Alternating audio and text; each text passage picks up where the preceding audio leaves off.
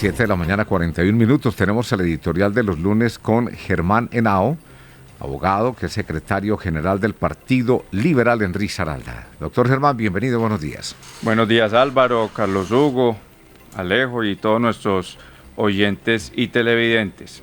Hoy vamos a hablar sobre la reforma laboral que fue aprobada en el Congreso, en la Cámara de Representantes la semana pasada, en su segundo debate.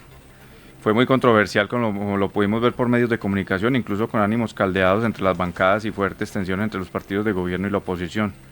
La efervescencia de la discusión llegó cuando se eliminaron artículos clave relacionados con los derechos de los trabajadores rurales, los campesinos de Colombia, en temas claves como el contrato agropecuario, el jornal agropecuario y una vivienda digna para estos trabajadores del campo. Pese a esto, la plenaria avaló el proyecto en segundo debate el pasado jueves. Los cálculos en la Cámara indican que la reforma entraría en vigor en el segundo semestre de 2025 y ahora el articulado pasa a tercer debate en la Comisión Séptima del Senado. Es así como la reforma laboral pasó con unas de cal y otras de arena en la Cámara para luego abrirse paso en el Senado, donde la tendrá más difícil, teniendo en cuenta que el presidente Efraín Cepeda ha dicho que difícilmente pasará porque no genera empleo. Lo aprobado en la reforma, uno de los cambios más destacados de la reforma laboral es la ampliación de la licencia de paternidad a 4 semanas, convirtiéndose en la más alta de América Latina. Actualmente los padres solo disfrutan de 2 semanas remuneradas, mientras que las madres reciben 18 semanas. La propuesta inicial del gobierno buscaba llegar a 6 semanas en 2027, pero la Cámara decidió recortar este aumento, estableciendo 4 semanas para 2026. La reforma laboral también aborda los contratos de aprendizaje para los estudiantes del SENA, quienes recibirán ahora un salario mínimo durante la fase práctica y el 60% del salario mínimo durante la fase teórica, además de todas las prestaciones sociales. Los defensores de los derechos de los jóvenes celebran el reconocimiento y mejora de las condiciones laborales para más de 440.000 estudiantes, garantizando una remuneración justa y seguridad social. La reforma aprobó licencias para citas médicas, compromisos escolares y calamidades domésticas sin requerir permisos médicos certificados. Esta medida busca brindar mayor flexibilidad a los trabajadores, permitiéndoles ausentarse por razones personales importantes. A partir de 2027, trabajar en días festivos implicará un recargo del 100% sobre el salario, incrementándose progresivamente desde el 80% en 2025 y 90% en el 2026. Este camino busca recompensar adecuadamente a quienes laboran en fechas especiales.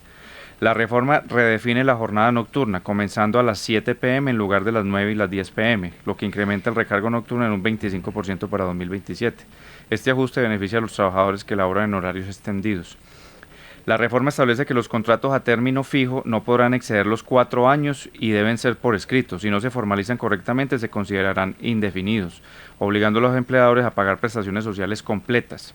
Además, los contratos por obra o labor también deben detallar claramente la actividad y de no hacerlo se convertirán en contratos indefinidos. Estas medidas buscan proteger a los trabajadores de relaciones laborales precarias. La reforma laboral incluye un capítulo específico para repartidores de aplicaciones digitales, reconociendo su relación laboral y garantizando derechos como prestaciones sociales. Las plataformas deberán definir si la relación es dependiente o independiente, aportando el 60% de la cotización en este último caso. Esta normativa busca formalizar el trabajo en el sector digital, protegiendo a más de 1 millón de repartidores en Colombia. La reforma establece un límite de 2 horas extras diarias y 12 semanales, además de exigir a los empleadores llevar un registro detallado de estas horas. El artículo 15 obliga a entregar un documento que precise las horas trabajadas, diferenciando entre diurnas y nocturnas. Estos cambios buscan evitar la sobreexplotación de los trabajadores y garantizar una remuneración justa por el tiempo adicional. La reforma también incluye artículos que refuerzan la estabilidad laboral para trabajadores en situaciones vulnerables como madres cabeza de hogar, personas con discapacidad y empleados cerca de la edad de jubilación. Esto limita las posibilidades de despido sin justa causa en estos casos. El artículo 10 toma las recomendaciones de la Organización Internacional del Trabajo y estándares judiciales como los de la Sala Laboral de la Corte Suprema de Justicia. Como lo dijimos al principio, en el segundo debate la Cámara eliminó varios apartados clave de la reforma laboral, incluyendo los artículos 31, 32 y 33 que hablaban sobre los contratos agropecuarios y condiciones de vivienda para los trabajadores rurales. Además, se suprimió el artículo 50 que buscaba crear licencias de maternidad y paternidad para parejas adoptantes del mismo sexo. Estas eliminaciones han generado críticas por parte de organizaciones campesinas y defensores de derechos LGBTQ+, quienes consideran que pierden avances importantes en la protección laboral y social de estos grupos. Esta pues es un panorama muy general, Álvaro, de lo que fue la reforma laboral que sigue su tránsito en el Senado de la República y esperemos pues que al final lo que se apruebe sea para el beneficio de los trabajadores en Colombia. Sí, señor. Bueno, ha sido el editorial de este lunes con Germán Henao, que es el secretario general del Partido Liberal en Risaralda. Sí, doctor Germán, que un feliz día le deseamos. Muchas gracias, igual. Son las 7 de la mañana, 46 minutos.